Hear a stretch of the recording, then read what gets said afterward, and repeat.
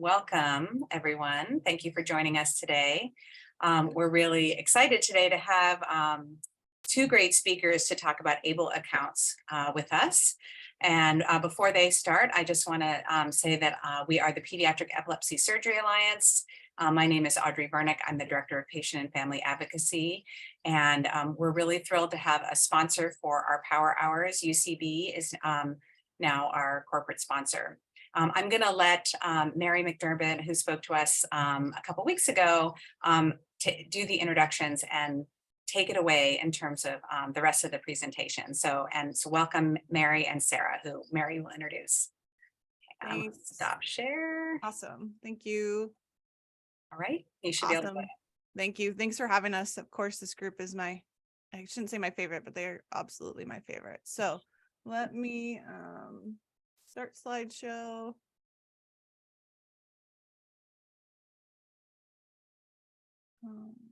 Share. Okay, see that? See the slide and hear me okay, everybody? Yes. Awesome. Thank you. Okay, awesome. Thank you guys for having us. We're so excited to be presenting for you guys today. This is I get to host an amazing presenter with ABLE today, and Sarah and Eric and their team. They're amazing, and I can't wait for you guys to hear what they have to say. I'm going to be brief with what we have, but our mission at Special Abilities Network is to provide every family in America who has loved one like mine the opportunity to receive the planning they need and deserve. This is our whole team. So we are right now heavy in Washington and Utah, but we're hoping to expand all over the country to make sure we can help everyone in every state. The reason I'm here is because my daughter had surgery in 2019, and I did not know this organization existed until recently. And I'm so excited when I got to go to the conference in Park City with all of you. But the reason I'm in this is because I happen to be a financial planner whose daughter has a rare disease and happened to have a brain surgery to do that. We're in a great spot with a seizure vacation since March of 2020 because of that surgery. So I'm super pumped to be here with you guys and hear from what Sarah has. Now I'm going to hand it to Sara Hart Weir. She's a senior advisor and former president of CEO of the National Down Syndrome Society. She's one of the original people that got the ABLE program through legislation, which is why I appreciate her expertise so much. And I'm excited for her to walk us through everything ABLE today. Wonderful. Well, thank you, Mary, so much. So excited to be here with you on this beautiful Tuesday and walk you through kind of the ins and outs of the ABLE program. Certainly going to be informal. We have a great group here, so please at any time stop me with questions, drop questions in the chat. Mary and I've done this now quite a few times, so we're excited to have the opportunity to speak with you and talk to you more about the National ABLE program. So Mary gave me control, and this is a lot of power, Mary, but I'm super excited. So a little bit about ABLE today. We are a program under the National Association of State Treasurers. We launched this program last summer, and the reason why not only our mission is important, but our home is important is because all of the ABLE programs, the one central place where we all work together is under the National Association of State Treasurers. You'll learn a little bit more about why that's important, but essentially our mission is pretty simple and pretty exciting. It's to promote ABLE accounts, financial empowerment, and community inclusion for people with disabilities. And we're very excited to be generously supported by the Wells Fargo Foundation in all of our work. So just a little bit about this presentation. Really, we feel like this is a catch-all for anybody that is a person with a disability, is serving and supporting a person with a disability, a family member, a caregiver, special needs planner, special needs trust attorney. We want everyone to know about the opportunities that ABLE accounts provide for people with disabilities, their family members, and their caregivers. Throughout our presentation here, again, please drop questions in the chat, come off mute, ask us anything under the sun.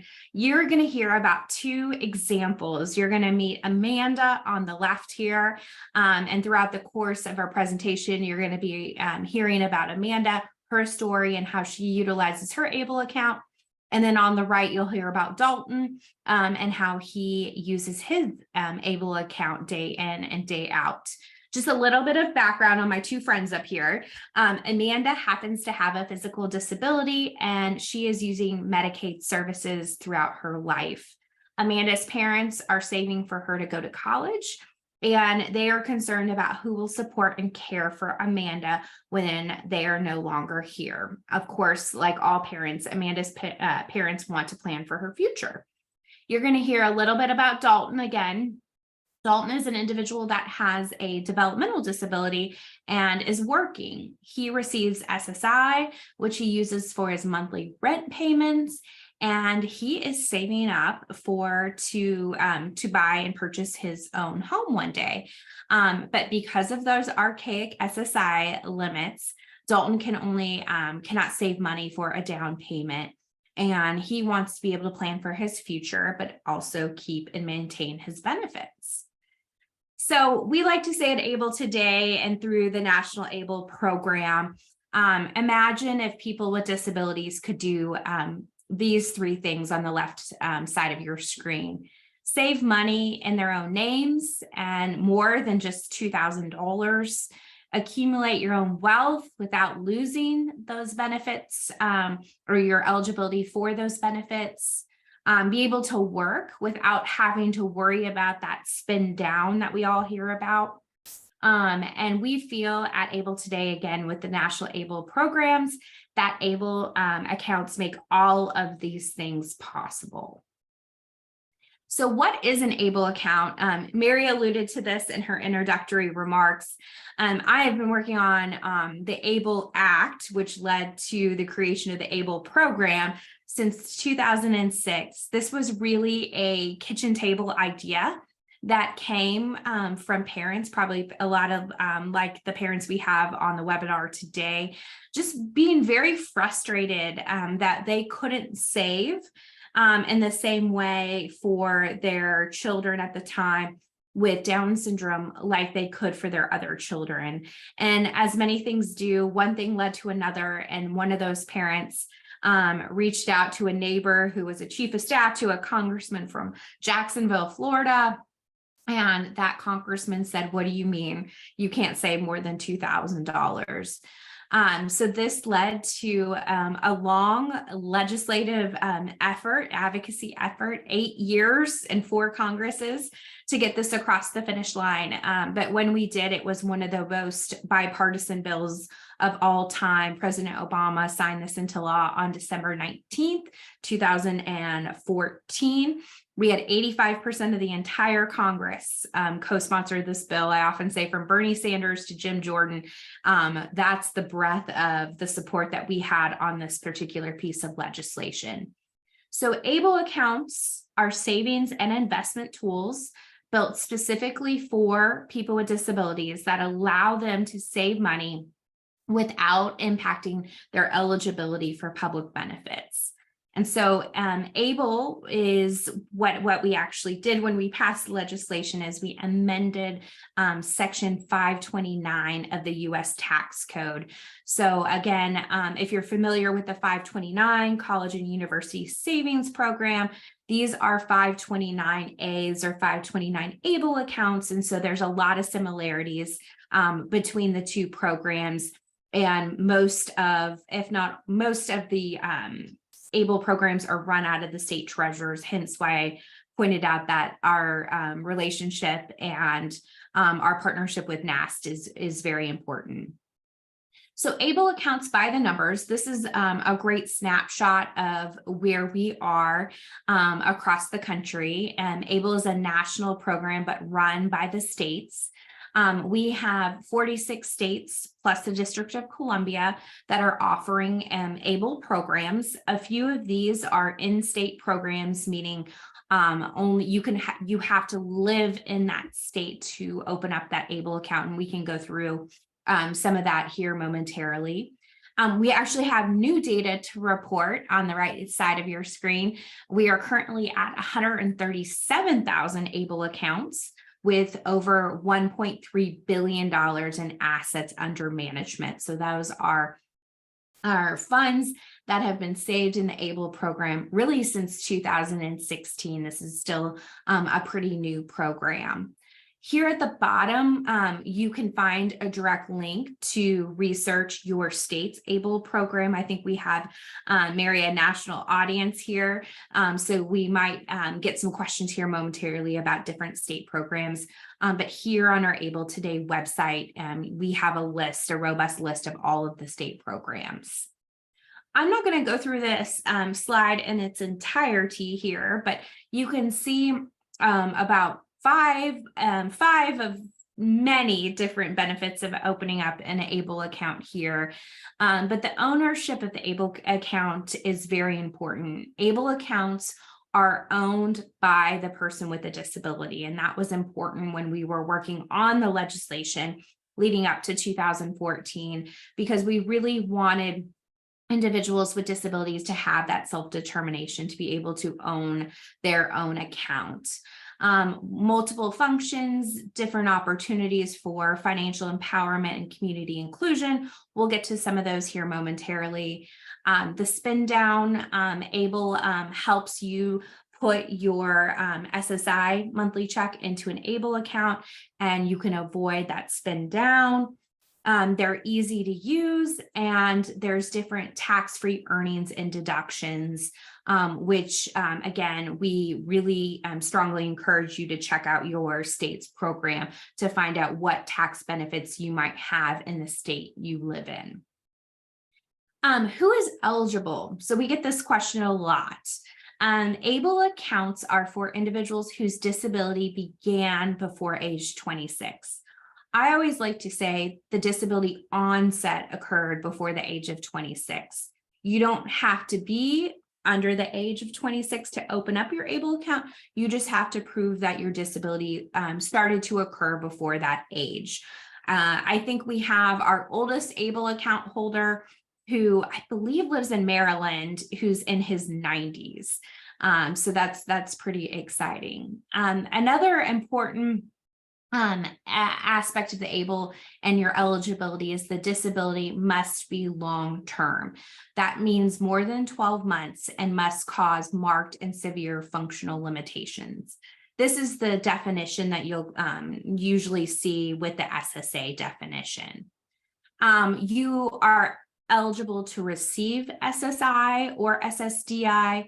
That means you meet the definition of Social Security, of the Social Security Administration, but you don't necessarily need to be on those benefits. That was really important for those folks that are maybe earning too much money to qualify for SSI or SSDI, but you can still open up an ABLE account. The other alternative to meet that certification is that you can also get or obtain a doctor certification where a doctor has diagnosed you with a disability, whether that is physical or an intellectual disability. And Mary, at any point, stop me here if we get some questions in the chat that we need to. Yeah, I'll stop you. No worries. Yeah, I'll let you know. You're good. Yep. Awesome. So how do you open up an ABLE account? Almost all of the ABLE accounts have online enrollment. We're really excited to have this ease for families and for individuals with disabilities.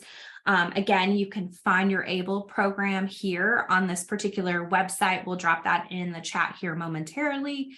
And most programs allow you to enroll from anywhere. One state allows you to go into a bank branch. That happens to be Maine, if we have any folks from Maine on the call this afternoon.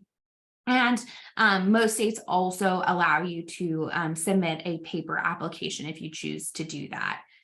Flexible enrollment, the individual with a disability can actually open up and manage their own account, or, and we'll get to this momentarily, the family, the individual can also deem a support person who can also assist or oversee the account management of the ABLE program. We get this question a lot. This is the term that we typically use. It's kind of our catch-all here. Who can serve as an ABLE account support person?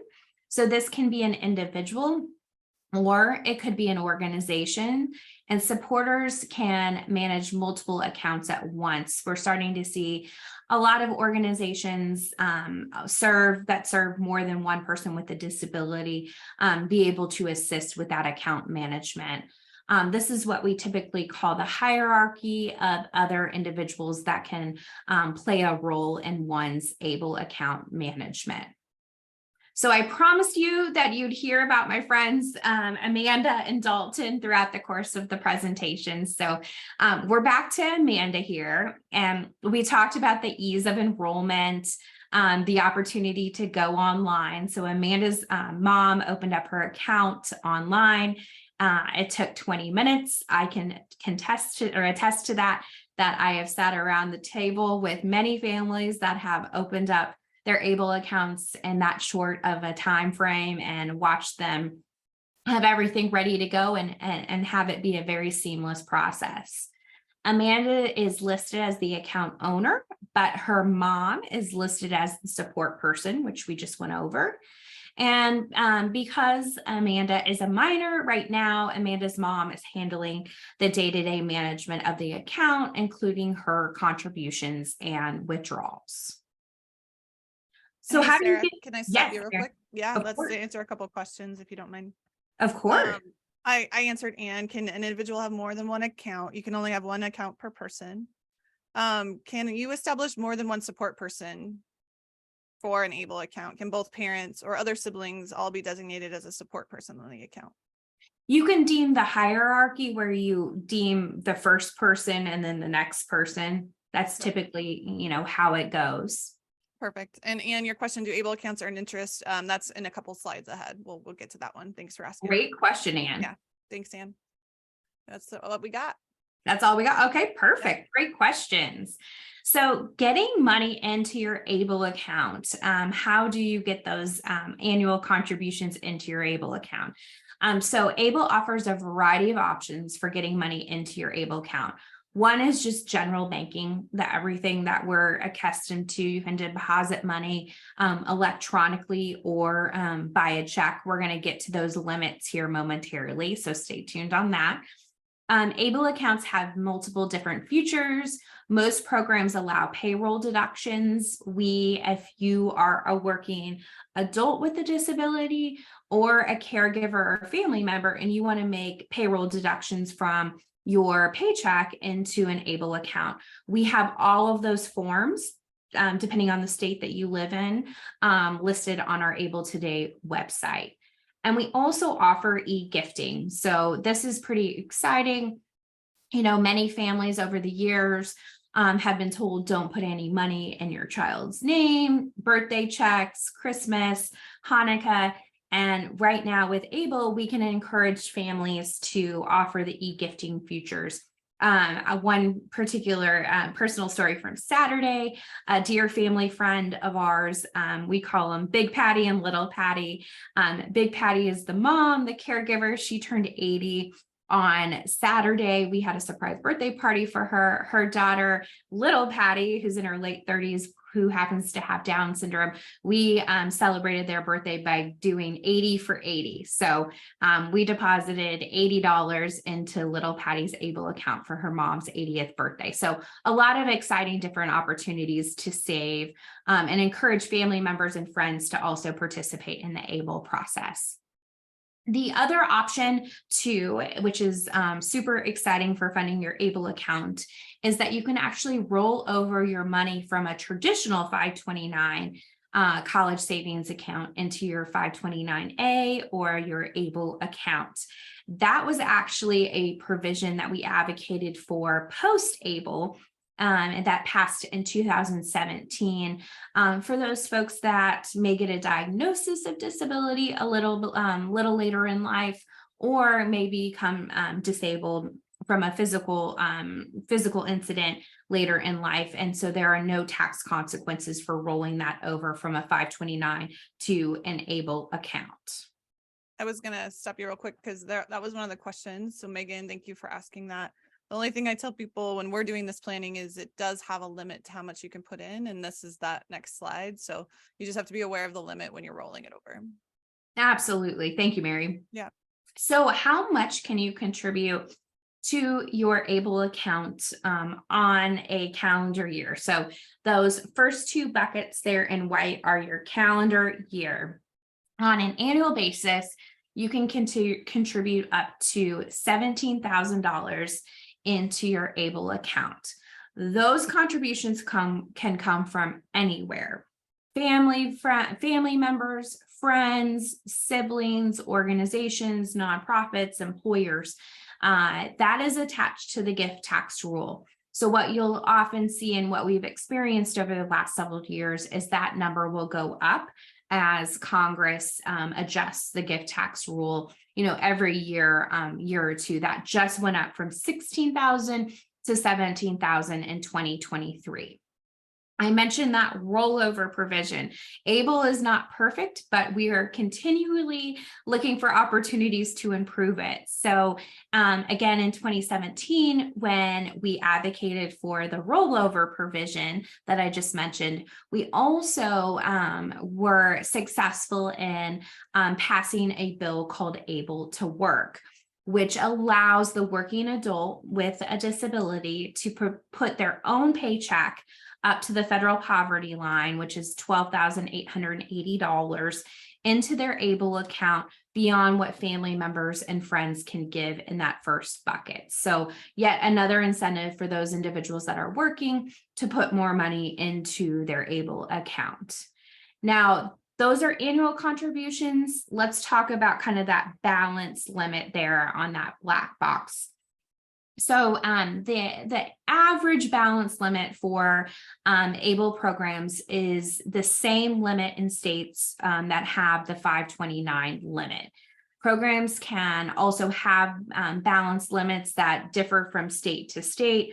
On average, we're looking at 400,000, depending on most states range from 300,000 on the smaller side to 500,000 plus. You're seeing that in states like California and Texas that have a little bit larger limits. And that tends to be states where the college and universities have larger annual tuition tuition amounts attached to them. So that is subject to the state you open it up. That is a balance limit. Once the account reaches that balance, the investments can keep essentially going and building, but it's really up to the individual to figure out, do they want to grow their ABLE account up to that balance limit, or are they going to spend it down so that they can keep, building it up over time? I will say the average ABLE account balance right now is between $8,000 and $9,000. So you're seeing a lot of families that are utilizing these accounts on a daily basis for different expenses pertaining to the disability. Mary, did we have a question? Yeah, we got a couple. When should we consider rolling over from a 529 to account when it becomes clear our daughter will not need the funding for education? I mean, Mary, what do you think? So this is a really hard one. So it depends on the balance in the account. So are you going to use it for education? Yeah. If the balance is high, you're going to start to have to wean it off year after year, just because there's only $17,000 you can roll into there. And then you start to, depending on your state, what are the upper limits to consider? So if that reaches, let's say 200,000, will the SSI be not available anymore, but you will always keep your Medicaid? So I just want to make that really clear from the last slide, that no matter what those upper limits are, it's the SSI that gets affected, not the I'm going to jump to that slide because I Okay. think it's really important. Yeah. So the SSI gets affected, but not the Medicaid, right? And the whole purpose of an ABLE account is a working persons with a disability with Medicaid to keep it in place. So I think it's hard to just say, oh, for everybody, you should start rolling it over, but you're going to have to see how much you have in that account. How long is it going to take to roll it over? And then what is the actual ability of your child if they can actually use it? And you can use an ABLE for education. So it's not like you're losing the education part of a 529. So I think those are the considerations. How much do you have? How long is it going to take to roll over? And will you reach the upper limits of that 100,000?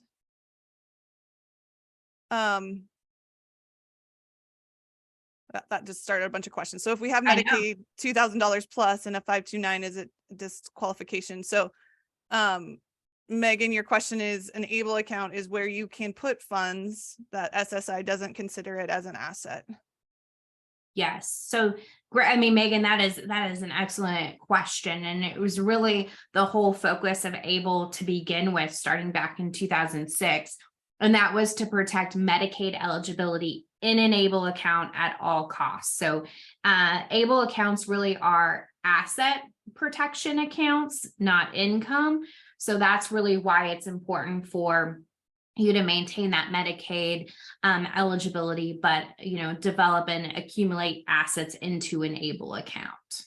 Yep. And then the other question Audrey said, I'm going to answer this, but upper is 100K in California specifically, then their benefits get affected. That's true, but other states may have a different upper limit. Mm-hmm. Okay. I want to say California, and we'll look it up here. Their total balance limit for ABLE and 529 is like 540-ish. Yeah. So depends on your state, and that's why that link to the states and what their benefits are, all those things are kind of really helpful. I think we can go back to where we were. Yeah, I think the next question, Audrey, we're going to hit this. Can you link an ABLE account to a special needs trust and how they work together? But that we'll talk about that at the end for sure.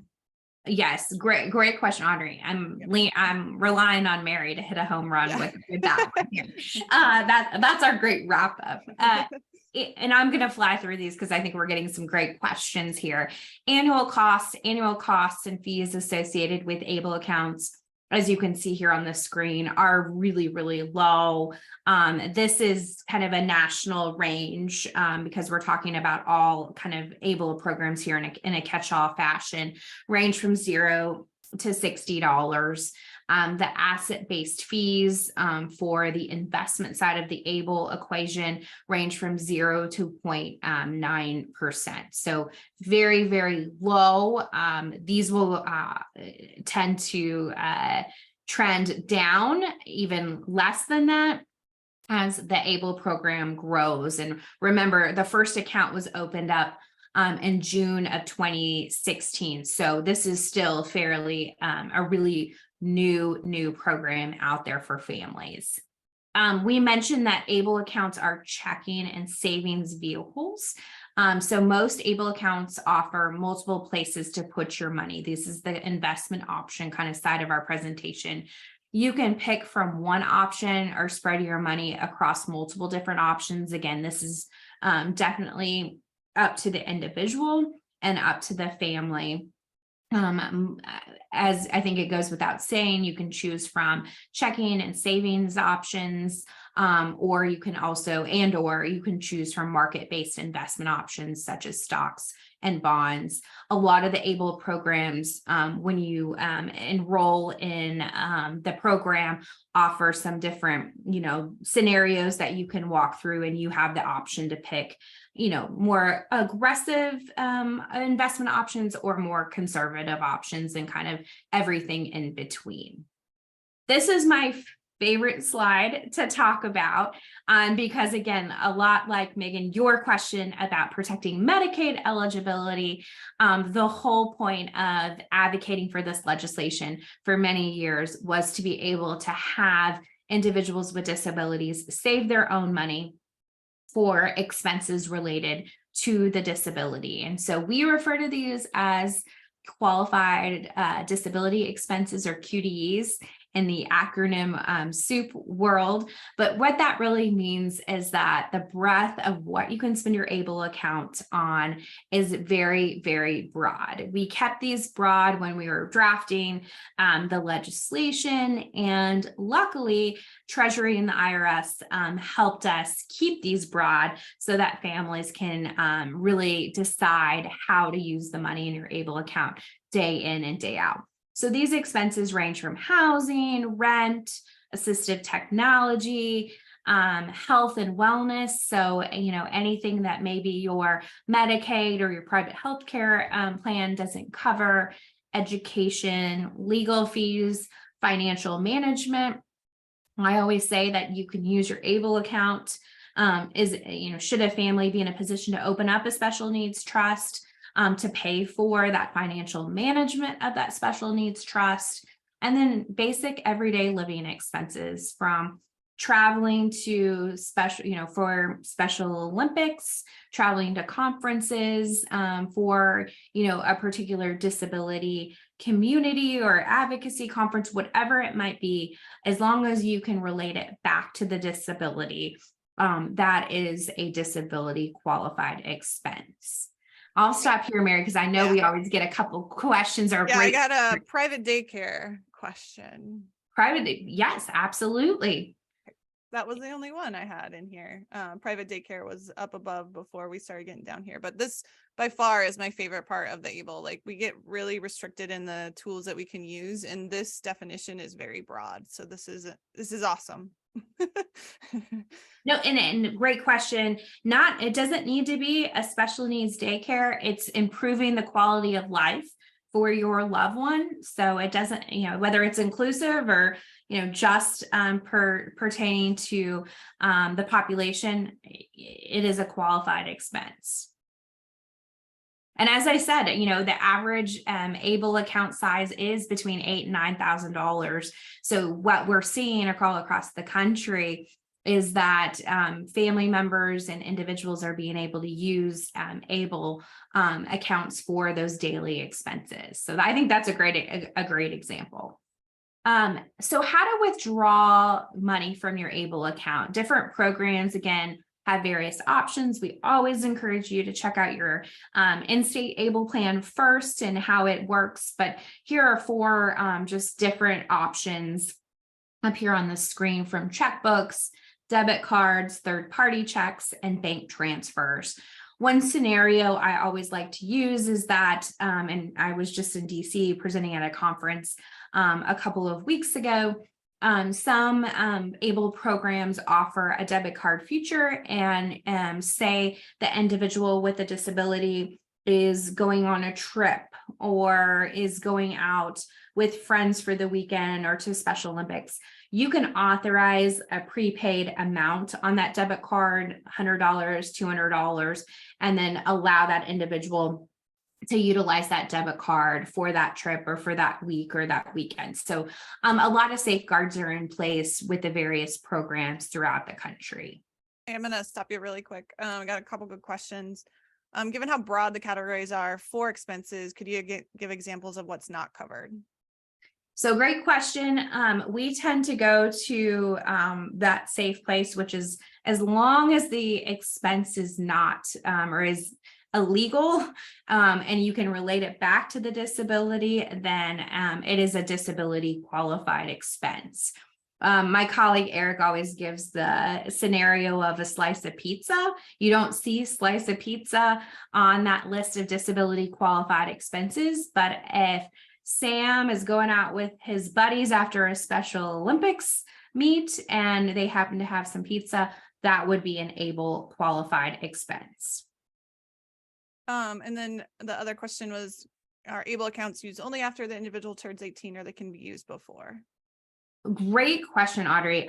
They can be used at any point in the person's life. So if you have a baby who happens to be born with Down syndrome tomorrow, you open up that ABLE account tomorrow or maybe over the weekend, because you might need a couple of extra days, you can automatically start contributing to that ABLE account, and you can also start utilizing that ABLE account for those daily expenses.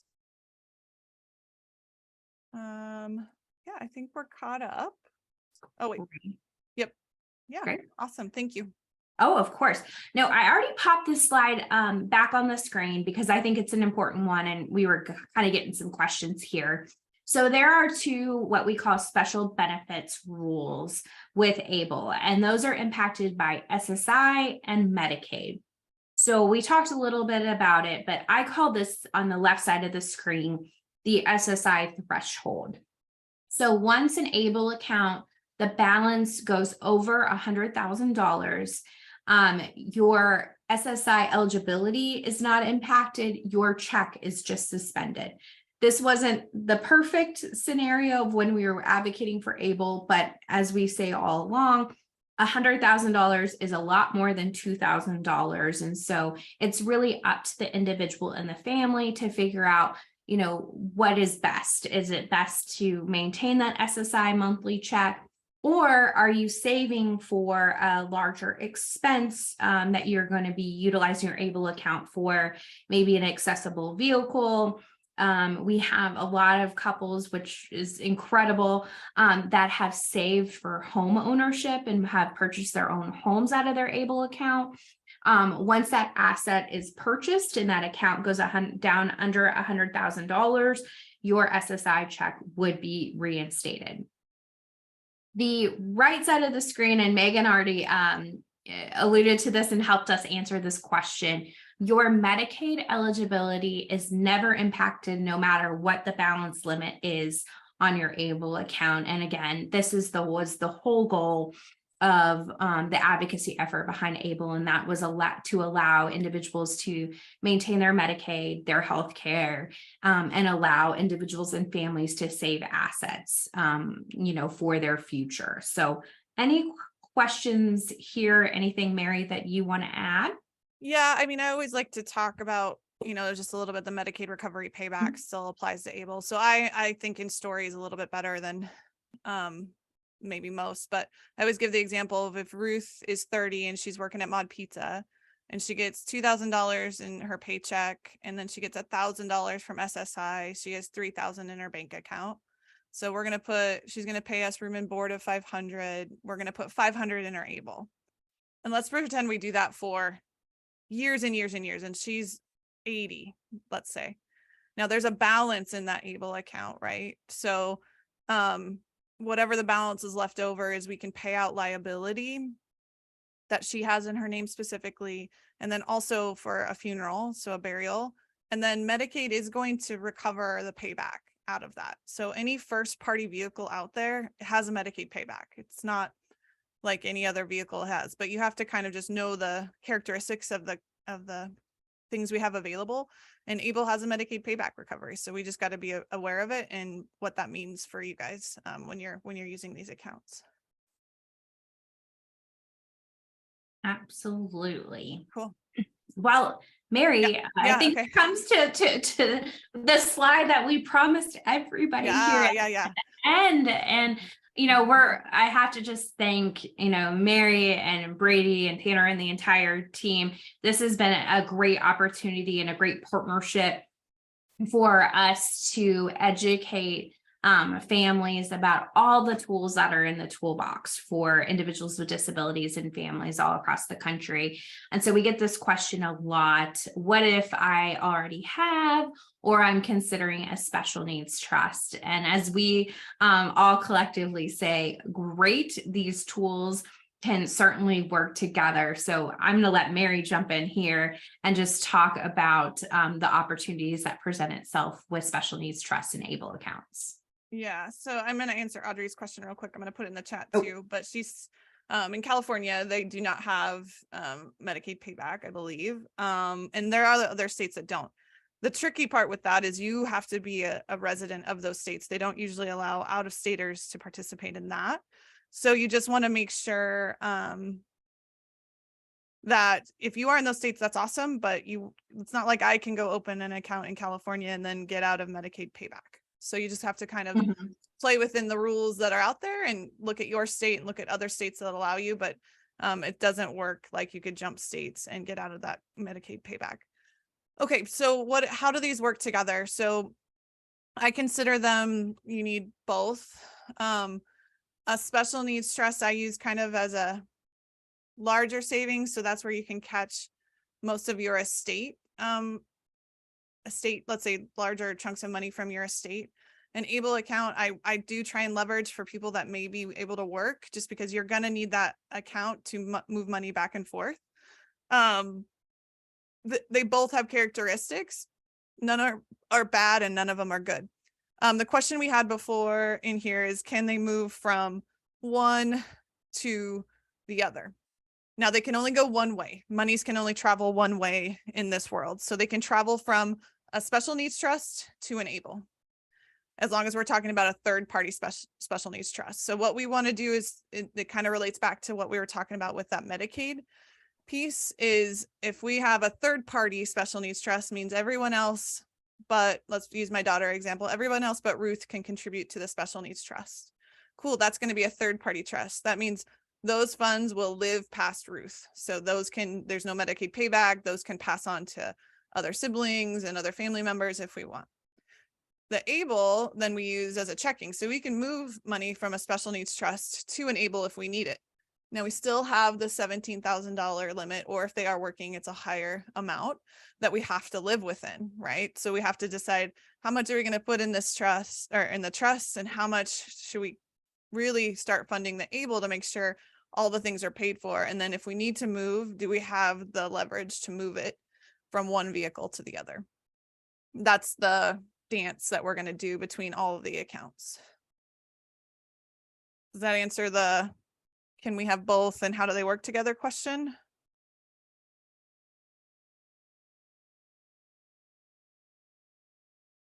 I'm going to pretend like it did, but I think it did, Mary. I think yeah, there's nobody better to answer that question. But yeah, I would say most of our clients have both, and then we're just trying to leverage both of those vehicles to the best possible ability for the betterment of our kids. Can I just interrupt you for a second? Yeah, in the last presentation, you talked about this a little more, but I know this can be kind of confusing, which is why I want to just pause and make sure it's really clear. So when you have the special needs trust set up, so for example, for my son, we have a special needs trust set up that is a springing trust. Springable. So when we die, the trust will be funded. So right now there's no money in it, because we're using our money, but when we're dead, we don't need it anymore. And our son does. Correct. So, but we have the ABLE account right now that we use so that my son's assets stay under 2,000 so he can get the benefits. Correct. Once we die, the trust is now funded. It's funded. And his trust advisory committee will decide how to spend those funds. So they could move it into the ABLE account if that was beneficial for whatever reason. Or because the trust can also disperse money to the individual based on their needs, and that's up to the trust advisory committee, and it doesn't count as income if it's being, my understanding, and this is what I want to clarify, Mary, if someone is like, let's say someone wants to take him on vacation and he needs $5,000, the trust could say, okay, here's $5,000 to go on vacation. He isn't over that threshold now. Correct.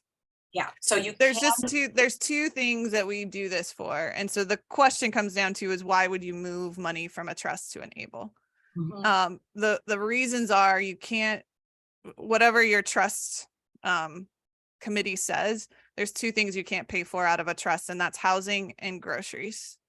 Okay. So if you want to pay for housing and groceries and you don't have another vehicle, you can't do a distribution out of a trust to pay for those things. You have to move them to an ABLE to use it, because it has it has a different definition of what you can use those funds for. So you can pay for the housing and the groceries out of the ABLE account. Correct. Yes. Okay.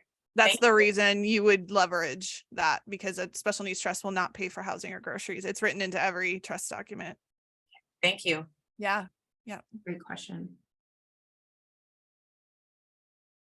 I think Mary, we got this question in the chat. I dropped it in, but just to re-emphasize it, if you open up an ABLE account in state A and then you move to a different state, is that okay? Absolutely. In 2015, we eliminated the state residency requirement. So as long as you are not living in a state that only takes in-state residents like Florida or Texas. You can have an ABLE account in any state. But again, a lot of states offer tax incentives that are very positive for families. So we encourage you to check out those tax incentives in the state you live in. And then the second part of that question, which I thought was great, is the money tied to the ABLE account only allowed to be used in state?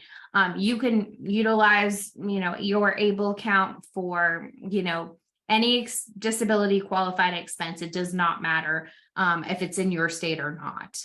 It can certainly be used all over. Yep. Can I ask a clarifying question there, Sarah? Sure. So if the family wants to move to Texas or Florida and they've set up an ABLE account in another state, what do they need to do?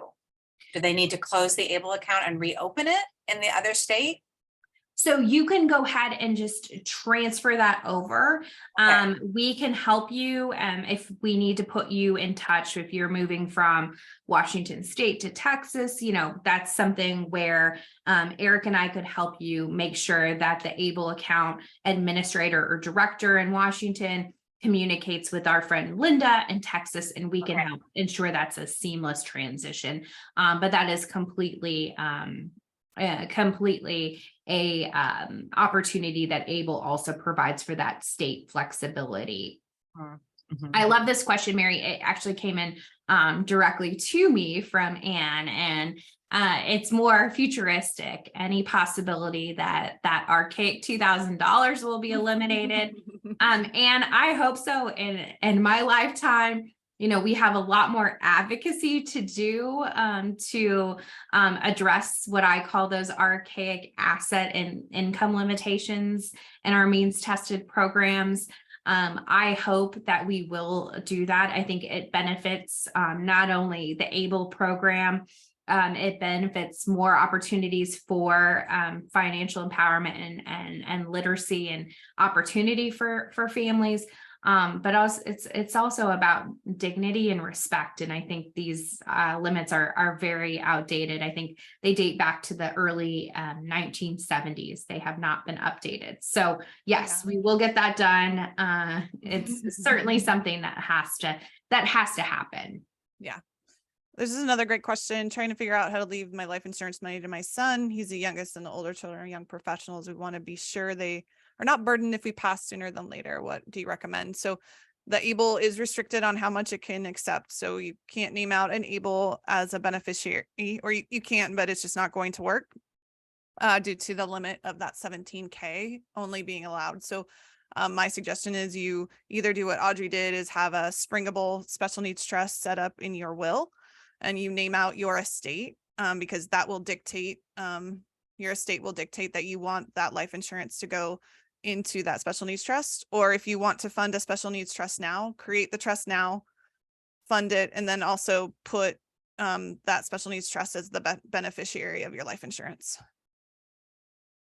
It basically has to go through some kind of legal piece, but you don't want to name out your child specifically in that life insurance, because that will over-resource them. Mm-hmm. That is an amazing question, though. Mm-hmm.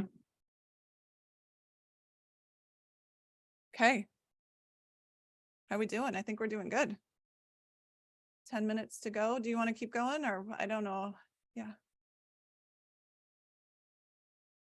Yeah. I think we're good. I think the state part's good. Do you guys have any other questions on how a special needs trust and an ABLE works? There's also a lot of different kind of trusts out there, so you should research what trusts exist. So if you set up a third party special needs trust, like I said, that can pass down the line or to other siblings. Pooled trusts are an option, depending on what state you're in. Pooled trusts stay within the pool, basically, so it's cheaper. If you're going to use the money in their lifetime, it's not a horrible option. They're just all around. It will benefit some type of non-for-profit when they pass away, though. So instead of a Medicaid payback provision, it has where it depending on the state or the pool trust, it will benefit a non-for-profit. Some of them have Medicaid payback too, but it just depends on the structure. So pooled trusts are an option if estate planning seems like a burden monetarily. Okay. All right. What slides do we have left here, lady? I think the rest of these slides Oh, are, yeah. we jumped ahead on questions. Yeah. And this is our slide at the end. So, yeah, if you want to visit with me, this is how you get a hold of me through my, this has a Calendly link. That's just dangerous to give to everyone. But, this is how you get a hold of us. Like we talked about in the financial planning 101. There's a lot of pieces. ABLE is a really important one. That's why I bring Sara here. She's so amazing. And so if you want to talk about the whole picture, here's my link. If you want Sarah's direct information, I think she put it in the chat, but maybe she could throw it back in there. Absolutely. And then we have a couple more questions. Let's stop share maybe.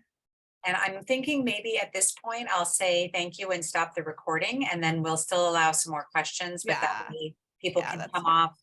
off mute and show their face and whatnot. So thank you all for being here today. And we really, really appreciate it. I learned so much, and I've been researching this topic I'm not a financial planner, but I've been researching this for a number of years, and this was just phenomenal. So thank you.